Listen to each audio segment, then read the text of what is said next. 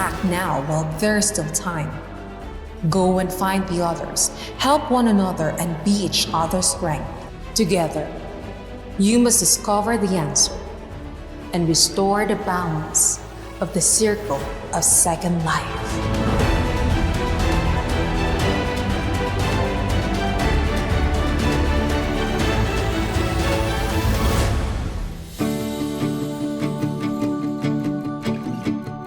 In PMG, we believe that the future is circular. And we have tried to capture this message of unity amongst our industry through this afternoon's film. The circular ecosystem will not thrive and grow if we will not support each other. Clients, agencies, partners from our vendors, and the government sector. So I encourage everyone to enjoy the film and watch it with an open mind.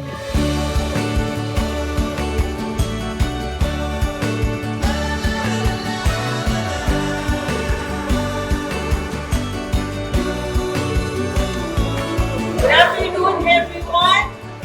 Thank you for coming to PMG's Innovation Day 2023. Welcome to PMG Innovation Day, Second Life.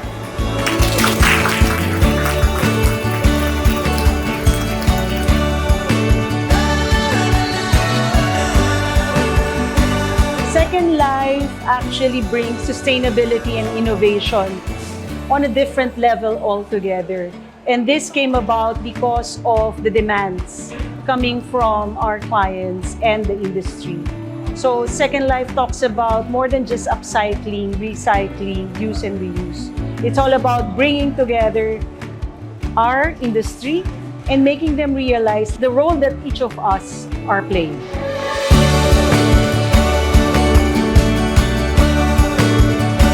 So on behalf of PMG's regional team, I'm delighted to represent all of the 14 countries in which we operate across Asia Pacific, across 22 different offices throughout the region, and representing more than 500 employees from all around Asia Pacific, and welcoming you to this event. Second Life, the future is circular, is a continuation of what we have started last year. We started with PMG 2.0, the Sustainability and Innovation Expo, and it's just very much appropriate for us to continue the message that we started last year. And there's nothing more but to uphold that objective through discussing the upcycling as well as recycling and the EPR law related to that. This is Republic Act 11898. The APR law basically mandates the large-scale producers to manage the waste coming from their products at the end consumer's point. So basically, this requires that they have to have an EPR program to address the waste on the consumer's end. And they have to institute that program in order to reduce the waste generated from their products and manage the waste at the end of the consumer in order to reduce the waste in the environment.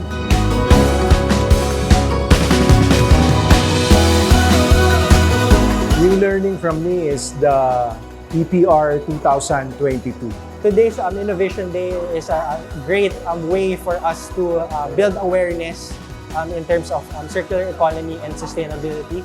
This day was able to build that awareness in the minds of consumers, clients, vendor partners alike. In the perspective of manufacturers, we all know that the sustainable projects are kind of expensive, or it will entail cost for us. What we can do is to re-inform them and to relearn about this project, reinforce the knowledge of the company about the circular economy. You cannot really be sustainable as a company or as an organization if you are not sustainable as a person. Quite some time, we noticed that we're contributing to the pollution. That's when we started our solid green track solutions. We're the first to use UV printing in the Philippines. What struck me the most out of the many circular economy innovations presented today was Coca-Cola's presentation on making the product packaging more sustainable in particular. In effect, in the Philippines, CCBPI and the Coca-Cola Company already launched our World Without Waste program, which is basically a goal to collect and recycle the equivalent of each can or bottle that we put out in the market by the year 2030. And towards this initiative here in the Philippines, our biggest investment is actually Pet Value Philippines, the Philippines' first PET bottle-to-bottle recycling facility. So we're very proud of this, and I think that ties in to the whole intent of creating a circular economy around packaging material and plastics.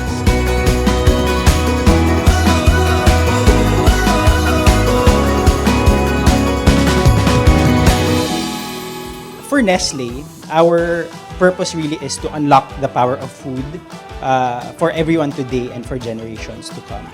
I'd like to repeat that, today and for generations to come, aka sustainability. So we were the first in the Philippines to declare our net zero roadmap.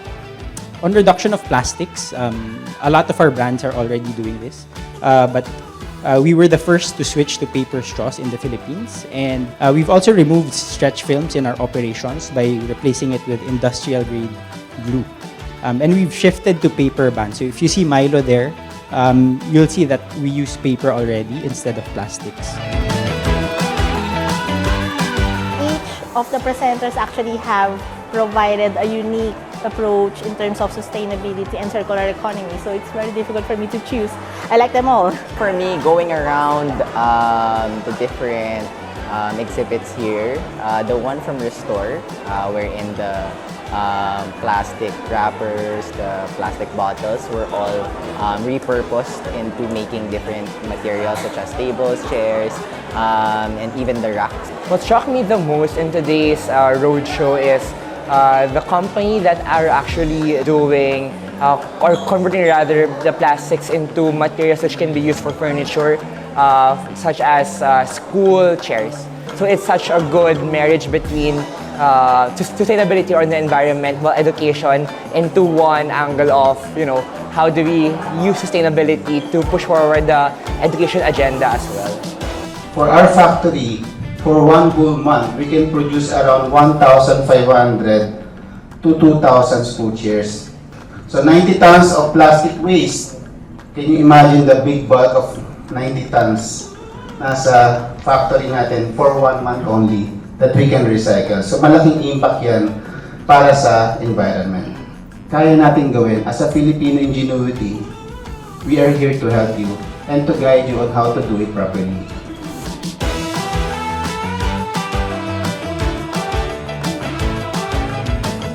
This Second Life innovation from PMG is very, Hopa is very grateful, and they saw what is the capacity of Hopa Sales Corporation in regards of upcycle, Second Life.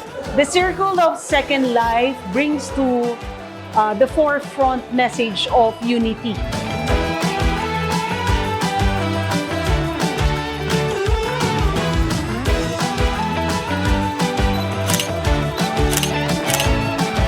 The video was really a brilliant initiative made by PMG Group. I think it really pushes the manufacturers. It encourages all stakeholders, traders, integrators, and marketers to really think of greener solutions to market to the consumers. It's very inspiring to see how PMG as an organization, as a corporation is able to really pioneer these discussions with their suppliers as well as with the clients. And I think it's so great to see how far we've come also as a society in terms of really being able to talk about sustainability and environmental issues in the way that we have and in the way that PMG has with its latest film during this year's sustainability event. I am impressed on how the production did it. It's quite detailed on how everyone can help to save our Mother Earth. The short video was really inspiring. As I said earlier, I could only wish that there was Mother Earth who could tell us exactly what we need to do. But because of today, we can tell ourselves what to do and work together to achieve a truly circular economy. So I feel like when it comes to sustainability, a lot of the times we are aware of what it is, but we're not able to really see it on a visual level. So I feel like the Circle of Second Life video really shows us exactly what the impact is of our actions and the repercussions of it in the near future. The video was inspired me in both ways, both personal and professional aspect of my life. So in a personal note, after watching the movie, I reassessed in what I currently do in my personal life, like doing small things to save the environment and help to be more sustainable in terms of protecting our Mother Earth. And on the professional note, it's more on reassessing on how I source sustainably, how I recruit more vendors that are doing or pushing for more sustainable products. It's very informative, very impressive. Well, I was a student now because it's something that as a father or a parent, we want something for our kids to have a brighter future by having this circle of second life.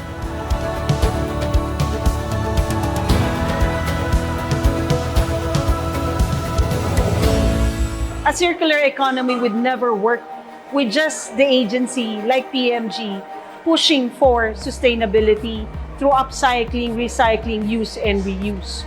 We need the help of everyone from the vendor side, the manufacturers, the agency side, suppliers of raw materials to be able to make this work. So it's a very relevant theme, especially now that we need to be able to comply with the APR law signed in 2022. I think it's very important to have events like this where different stakeholders can have a venue to meet and discuss. The only way we can get there is by connecting all the dots through the chain. No one group of us, clients can't do it alone, agencies can't do it alone, vendors can't do it alone. So we really need an opportunity like this to come together and collaborate and talk about how we can each help each other get to the right place. For the longest time, recycling is not really a popular business or a popular field. But now we're gaining more traction, we're getting more interest. And thanks to events like this, we're able to meet with vendors, meet with brands, and foster collaboration. Kudos to PMG. They level up their yearly event for sustainability. It's very innovative, but very relevant. I think now more than ever, it's good that we are pushing the agenda on sustainability. And it's actually good that we are rallying not just individuals, but bigger and bigger corporations, partner suppliers within this agenda.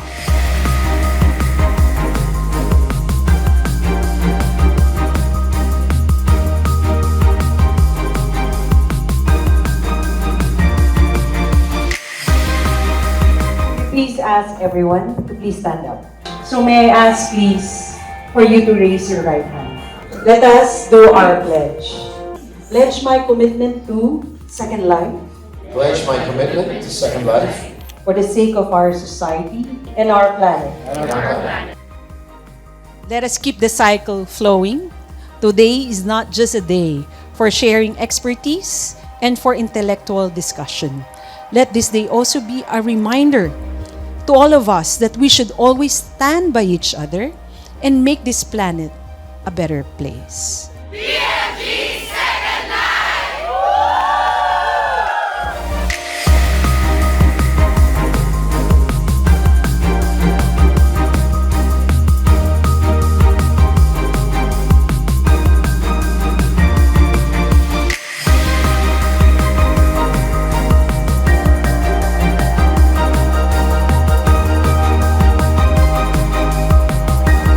My My name is Dennis McComb. Cesar de la Cruz. Mark Cox. I'm Sheila. My name is Kim Barrera. Jennifer Malsi. Migo Bautista. Jen Madlansakay. I'm Raj Chaballo. Mariel Gomez. Kendrick Ang. I'm Lourdes. I'm Ralph. I'm Donnie. I'm Kata. I'm Joe Del Rosario. I'm Edward T. I'm Arabella Castillo. I am Agnes Magallanes.